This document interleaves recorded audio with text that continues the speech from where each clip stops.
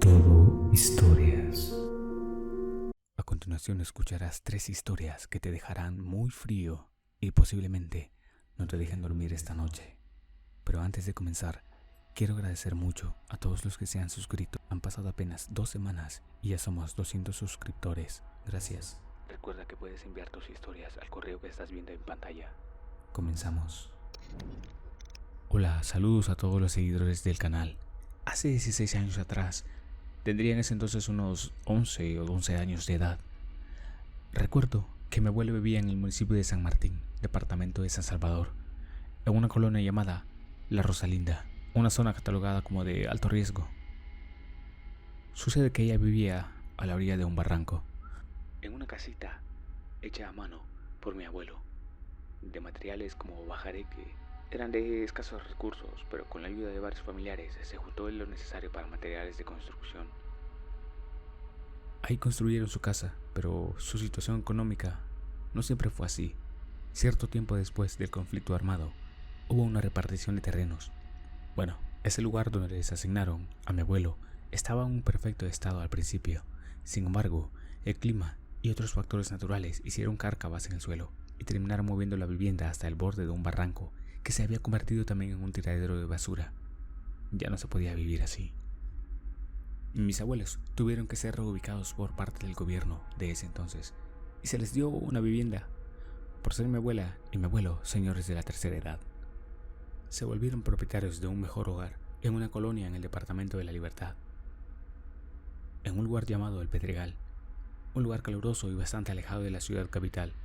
Pero esta colonia tenía su encanto. La casa estaba en buenas condiciones, era espaciosa para ellos dos y sus pocas pertenencias. Estaba ubicada dentro de un pasaje, era de las casas de en medio y se vivía relativamente bien. Se llegaron a adaptar bastante rápido a ese nuevo estilo de vida. Sin embargo, el único problema que existía para ellos era una vecina que vivía frente a su casa. Le distanciaba nada más una acera, la canaleta y una mini área verde, como de medio metro. La vecina que tenía enfrente vivía en medio de 2 casas deshabitadas, en una casa descuidada que más parecía una casa ocupada por la fuerza, la cual no escapaba de la mirada de los vecinos, pues las casas estaban cerca de las unas de las otras. La señora que ahí vivía era una señora que se dedicaba a la prostitución, a veces en el centro de San Salvador, pero también en los bares, de esos que hay en las orillas de las carreteras o en las paradas de buses. En fin, esta señora era de un carácter agresivo, grosera y violenta, que maltrataba de las peores maneras a sus 2 hijos con los que vivía en esa pobre y descuidada casa. Por lo que recuerdo, era imposible no darse cuenta de los gritos que dirigía a sus hijos, los insultos, los hinchazos y demás maltratos cuando ella estaba ahí. Esa era la única rutina diaria, mañana, tarde y a veces también por la noche.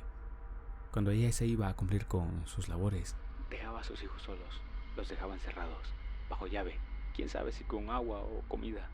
No parecía en días, y cuando volvía de su trabajo, llegaba muy enojada, furiosa, azotaba las puertas, regañaba, reprendía y castigaba a sus pobres y pequeños hijos.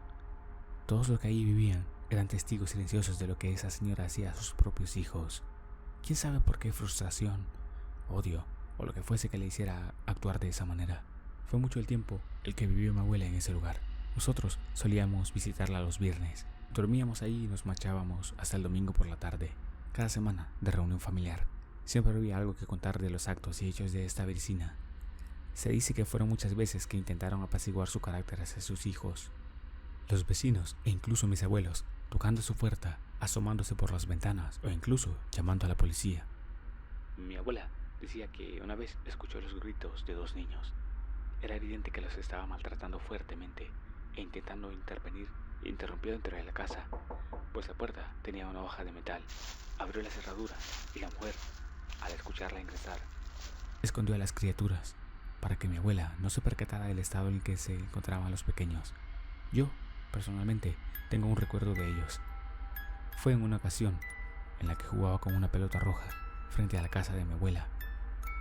Por la ventana se asomaron y tristemente este par de infantes eran un niño y una niña bastante pálidos, de mirada triste, semblante caído, pelo grasoso, ojeras, manchas de suciedad marcas en sus rostros, apariencia de descuido infantil, rostros marcados por la violencia en la que habían vivido, quizá desde muy pequeños.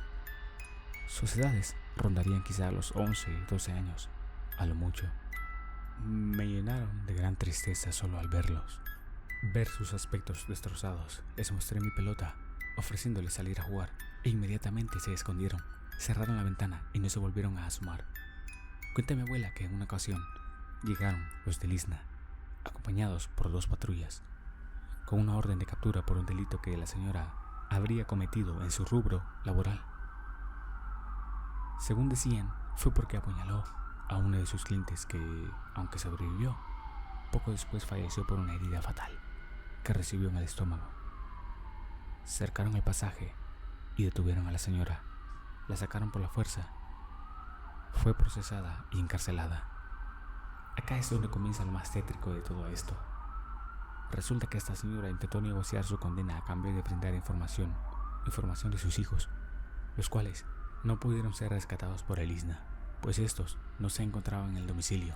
Esta señora aseguraba tenerlos escondidos en algún lugar secreto. No especificó si dentro de su domicilio, en las casas abandonadas que tenía al lado o en algún otro lugar. Juró que no revelaría el escondite a menos que la dejaran libre. La policía puso la casa boca abajo, revisando cada esquina, cada cuarto, cada espacio de esa casa. Para su mala suerte, no encontraron nada, ni cuartos secretos, ni trampas ocultas, o algún túnel bajo la cerámica, ni en ninguna de las otras 2 casas, ni en las cercanías o lugares donde se sospeche que los tuviera. Por más que llamaban a los niños, estos no respondían. La angustia era evidente por parte de todos los habitantes de la colonia. Con el paso del tiempo, se hacía cada vez más evidente que no se daría con el paradero de esos niños. Se comentaba entre las personas que quizá la mujer había acabado con sus propios hijos antes de ser capturada, que los había arrojado en algún lugar o que quizás los había regalado. Incluso se llegó a pensar entre los habitantes que esos niños nunca existieron.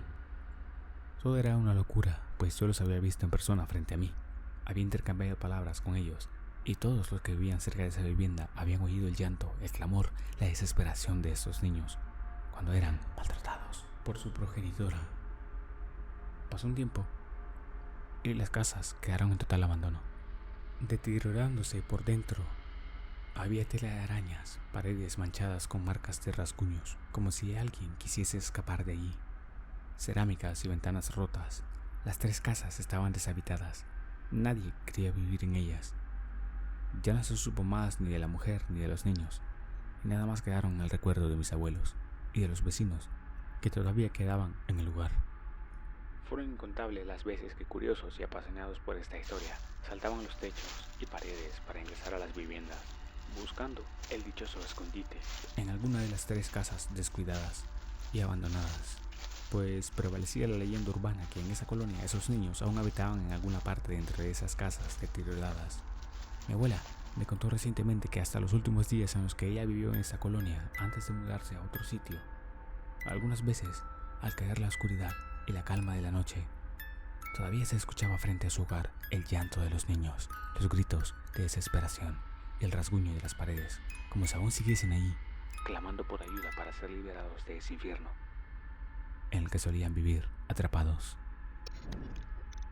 Esto sucedió aproximadamente en el año 2016. Algunas veces yo tenía que ir a la casa de mi jefe a recoger algún documento importante o alguna otra cosa. Esta era una época en la que mi jefe se encontraba remodelando su casa. Yo me hice amigo de uno de los albañiles que laboraban en ese proyecto. Este albañil me contó que en más de una ocasión él había trabajado bajo contrato con una constructora a la que muchas veces se le encargaba la construcción o remodelación de algunas etapas de algunos centros comerciales.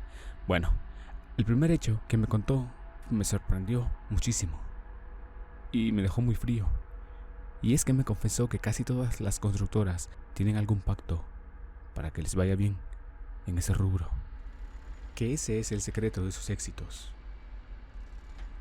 Bueno, eso me dejó muy helado, pero acá viene otra parte aún más tétrica. Lo siguiente que me comentó fue que durante las horas en que se elaboraba, más que nada durante la noche y madrugada, ya que es común trabajar a altas horas de la noche para sacar a tiempo el trabajo. pues era normal que algún trabajador desapareciera del área de trabajo, algunas veces sin dejar rastro alguno, que otras tantas veces solo se encontraba su uniforme en el suelo, como si de alguien que había terminado su jornada laboral se tratase.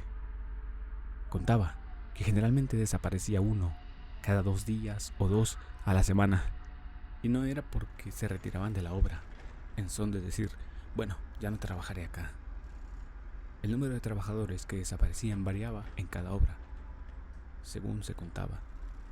Hay que tomar en cuenta que en las construcciones se suele cercar el área que se está interviniendo, o sea, como una medida o norma general en cualquier construcción, por lo que si alguien se iba o dejaba el lugar, nos daríamos cuenta de eso rápidamente. Esto lo asustó mucho, y después de algún tiempo, los encargados de los proyectos le confesaron que todos esos empleados desaparecidos eran parte del pago que tenían que dar al innombrable, la entidad a la que ellos le rendían culto. Haciendo esos sacrificios, ellos se aseguraban de que les fuera bien en todos sus proyectos y trabajos. En el sentido que se les pagase bien, a veces hasta más de lo acordado, ganar todas las licitaciones públicas, entre otras cosas. Lo siguiente, y que a mí me sorprendió mucho, fue que me contó que los cuerpos de los trabajadores fallecidos tenían que ser ofrecidos a la entidad anteriormente mencionada, ya que tenían una estatua de ese ser en un cuarto, solo. Tenían que enterrar el cuerpo exactamente enfrente de esa estatua. Pasaron un par de días y a ese trabajador se le había designado el trabajo de entrar a dicha habitación y ofrecer el cuerpo del trabajador fallecido. Con esa segunda ofrenda le pareció muy extraño que ¿cómo había que enterrar otro cuerpo si ya se había enterrado uno ahí recientemente? Recuerden que se debían enterrar siempre en el mismo lugar. El ingeniero, su jefe, le dijo: Tú solo entiérralo ahí y no preguntes nada más, hazme caso. Para su sorpresa, fue que cuando destapó esa especie de fosa donde colocaban los cuerpos, aquel primer cuerpo que había sido colocado anteriormente allí ya no estaba.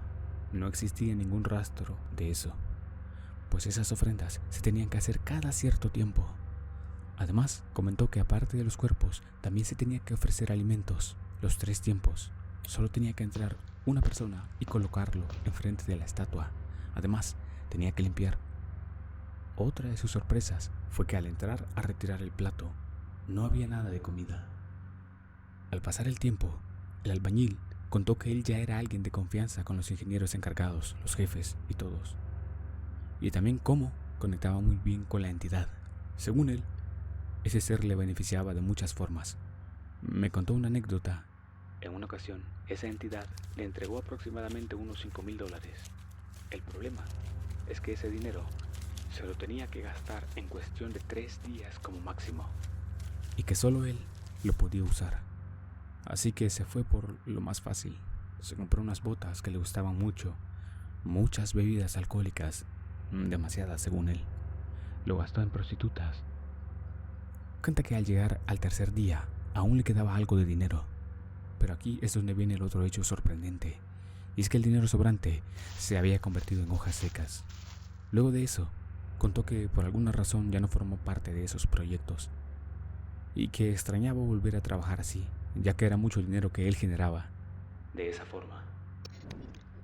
Saludos, comunidad de Todo Historias. Acá traigo una anécdota personal de la que me atrevo a narrar en esta ocasión. Empiezo con esto, mencionando que actualmente tengo 27 años. A lo largo de mi corta existencia he vivido diferentes acontecimientos de índole paranormal.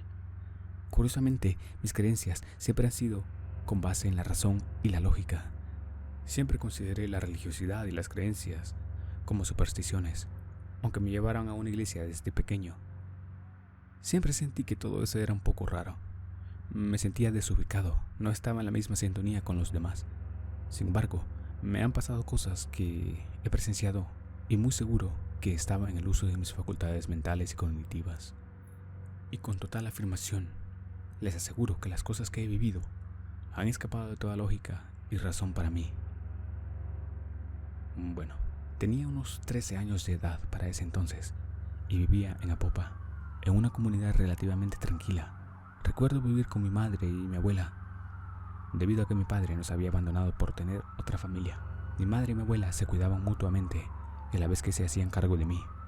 pero aún con sus responsabilidades, yo podía hacerme cargo de mí mismo en algunos aspectos. Muchas veces me dejaban solo. Pues aconteció que en una ocasión especial, mi madre y mi abuela se habían despertado a altas horas de la noche. Recuerdo que ese día era un domingo y estaba empezando a llover. La madrugada estaba agradable y aún faltaba mucho tiempo para que el sol saliera. Sin embargo, el día había empezado con una tragedia. Un miembro cercano de la congregación a la que pertenecía mi abuela y mi madre había sufrido un accidente. Este era hijo único y su madre estaba pasando por una situación, ella sola. La congregación cristiana había sido informada del asunto y llamaron a los miembros que pudieran acudir a una reunión para brindar apoyo a la madre del fallecido, para colaborar con los gastos fúnebres y organizar un culto religioso y brindar ese apoyo emocional y fraternal que se tienen entre sí estos grupos para con sus miembros. No lo negaré. Todas buenas personas y a mi parecer estaba bien lo que iban a hacer. El problema era que mi mamá me quería llevar a mí también y no dejarme solo tan temprano. Yo me encontraba durmiendo plácidamente, pues me negué rotundamente, ya que no compartía las mismas creencias y me parecía aburrido y tedioso estar en esas reuniones. Desconocía de la persona que había sufrido el fatal accidente, y menos conocía a su madre. No quería ir y estar escuchando cantos, predicaciones y discursos reconfortantes para la señora. Yo era un niño y no tenía la madurez emocional para estar en esas cuestiones. Supongo que mi forma de pensar, sumado al sueño que tenía en ese momento y la forma abrupta en que me prendieron la luz para pedirme que me alistara a ir a un lugar donde sinceramente no quería ir, fue una combinación de factores que dio como resultado un mal carácter de mi parte y que me llevó a molestarme mucho, negarme en reiteradas ocasiones a alzar la voz y a contestarle a mi abuela, mi madre, e incluso exclamar expresiones negativas hacia Dios y a la religión. Me sentí mal inmediatamente después de haberme expresado de tal manera. Pero yo le había dicho todo y sin pensar claramente que eso tendría sus consecuencias. Me gané un regaño matutino, perdí el sueño y me terminaron dejando solo en la casa. No sin antes recibir los regaños, y lo que en ese entonces sentí fue como una maldición por parte de mi abuela. Con el tiempo lo llegué a ver más como una advertencia. No sé bien cómo expresarlo, pero en pocas palabras, fue como cuando alguien tiene sus consecuencias y tus abuelos te dicen las repercusiones de tus actos y lo que esto acarrea. Ellos son sabios a su manera y nosotros les subestimamos y nos creemos más listos y astutos por ser jóvenes. Yo aún me sentía soberbio y molesto, y mi abuela, tan serena, me dijo que el diablo me daría una visita para darme un escarmiento por expresarme de tal manera, pues los que niegan a Dios y su verdad quedan fuera de su protección. Y caemos en manos del innombrable, para que nos dé un castigo de los que rechazamos el camino del bien. En mi ignorancia, mirándola por la espalda con el ceño fruncido, solo pude decir entre dientes, tonterías. Vi a mis dos cuidadoras cruzar por la puerta, como muchas veces había sucedido. Ahí iban con sus Biblias en mano y un manto cubriendo sus cabellos. La puerta cerró frente a mí y me quedé entre el silencio y la oscuridad de la madrugada. A solas, ya estaba muy acostumbrado a estar solo. Había perdido todo el sueño. Y estar acostado en cama, pensando en todo lo anterior, me resultaba incómodo. No dejaba de pensar en lo que había dicho. Y aunque no creía en Dios en ese momento, ni en el diablo, no dejaba de pensar en eso, ni en la forma en que me había expresado y que tenía que cambiar mi carácter. Los minutos pasaban y no dejaba de dar vueltas en mi cama. Por la ventana veía las gotas de lluvia cayendo un poco más fuerte, las gotas deslizándose por los vidrios y la oscuridad previa a la salida del sol aún prevalecía. El tiempo se me hacía eterno y me dispuse a salir de mi cuarto. En cuanto puse un pie en el suelo, sentí como estaba muy frío. Pero sin prestar atención a eso, me dirigí a la sala de mi hogar, en la penumbra, sin prender ninguna luz. Abrí la puerta de mi patio y dejé entrar a una perra que tenía en ese entonces, para que me hiciera compañía. Nos dirigíamos a los sofás. No había nada bueno en la TV a esa hora, y estaba solamente sentado mordiendo mis uñas, y mi perra echada en el piso. Un poco inquieta, no dejaba de temblar. Creí que era por el frío del piso, y cuando intenté levantarla, esta me mordió. Tenía un nerviosismo evidente, que iba en aumento desde que la había dejado entrar. Había mostrado este comportamiento nervioso. Sus orejas estaban hacia atrás, miraba a todos los lados, su cola estaba entre sus patas, lloraba, ya que no quería estar allí. Algo dentro de la casa la tenía de esta manera. Hubo un momento en el que salió corriendo. No la pude detener más conmigo y por alguna razón se fue espantada, como perro tras un hueso. No me había percatado del frío que hacía. La lluvia no paraba y aún faltaba para que fuese de día. Fui por una manta y justo cuando me disponía a sentarme y moverme, escuché como el portón de mi cochera se empezó a sacudir, como si alguien se hubiera apoyado en este. No presté atención, pero inmediatamente después volvió a hacer ese ruido. Me alertó en gran manera y corrí a la ventana que mira hacia la calle. Y no había absolutamente nadie. Por alguna razón, eso me dio una extraña sensación en mi estómago. No quise verificar dentro del garaje qué era lo que había provocado ese ruido. Y cuando volví a disponer de mi manta en la comodidad de mi sofá, una vez más escuché este extraño ruido, pero esta vez aún más fuerte. Era otro golpe o sacudida en mi portón. Y eso ya no era normal. Por mi mente pasaban muchas ideas, como que algún ebrio fastidiaba a esas horas. Luego otra sacudida. Pensaba que quizás intentaban meterse a robar. Más sacudidas y golpes. Presentí que forzarían el portón para tumbarlo. O a lo mejor era un operativo policial. Pensé. Los golpes se oían cada cierto tiempo y cada vez con más fuerza, como si alguien sacudiera ese portón corredizo. Y cuando con temor en cada centímetro de mi cuerpo me asombraba ver por la ventana y en la calle, no había absolutamente nadie. La calle estaba desierta. ¿Quién estaría bajo la lluvia molestando a esas horas de la madrugada? Me preguntaba. Ni loco pensaba abrir la puerta que daba a la cochera. Presentía que algo había ahí, por alguna inexplicable razón, y por ese entonces no habían celulares y no teníamos línea fija. No tenía cómo pedir ayuda. El miedo se apoderaba cada vez más de mí. Las sacudidas eran cada vez más constantes y violentas. Ya no me asomaba a ver, y justo cuando se detuvo el estrepitoso ruido, después de un silencio sepulcral dentro de mi cochera y los rincones de mi sala, escuché claramente el ruido de un carnero. Sentí una punzada tan profunda que en ese momento tuve la creencia en la existencia del alma, pues ese sonido infernal me había calado tan profundo que me hizo temblar, llorar y gritar de desesperación. Empecé a escuchar pasos como de un par de pezuñas que caminaban por todo el garaje. Golpeaban las paredes, rasguñaban la puerta que separaba la sala del garaje, tomaban el picaporte y lo sacudían queriendo forzar la cerradura. Los sonidos del carnero no paraban. Yo temblaba de terror absoluto. La idea de que hubiera un macho cabrío dando saltos y golpes por toda mi cochera era un pensamiento que para un niño de 13 años era completamente aterrador, ya que tenía una imagen de cómo se representaba el diablo, y como muchos se lo han de imaginar. Al igual que yo, me hice la idea irracional y fuera de toda lógica que el mismísimo innombrable, el diablo en persona, estaba ahí queriendo entrar a mi casa para arrastrarme hacia el infierno. No tengo palabras para describir el terror que sentía en ese momento. Temblando, llorando y gritando, en una esquina empecé a arrepentirme por todo lo que había dicho, por cómo me había expresado y cómo había blasfemado y negado a Dios. Estaba sumamente arrepentido de todo. Solamente tapé mis oídos, cerré mis ojos y apreté mis dientes, tan duro para no escuchar las pezuñas, los rasguños y golpes que azotaban y sacudían las puertas de metal. En posición fetal, escondiéndome en una esquina, no sé cuánto tiempo pasé en esa locura sin sentido. Y cuando dejé de prestar atención a mi alrededor, solo me encontré a mi propia voz diciendo: piedad de mí. En determinado momento abrí mis ojos, destapé mis oídos y todo era un silencio sepulcral. Ya no se escuchaba absolutamente nada. Veía por la ventana los primeros rayos del sol. La lluvia había cesado. Pasó mucho tiempo hasta que reuní coraje y salí de mi escondite para verificar cómo estaba el garaje. Si lo que había acontecido fue real o fue producto de una pesadilla.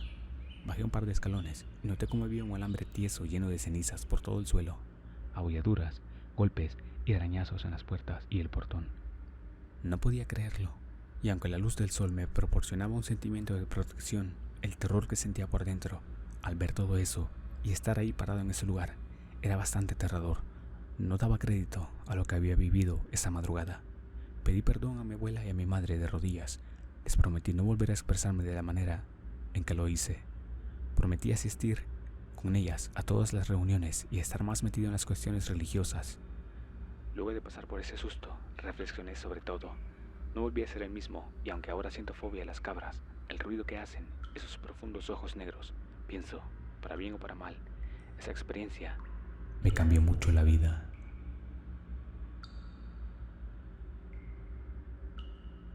Si el video te gustó, te invito a darle like. Suscríbete si quieres ver más videos así. Dame like en Facebook, enlace directo en la descripción. Y comparte si te ha gustado el video. Recuerda, la vida es un sinfín de misterios por descubrir. Hasta la próxima. Todo historias.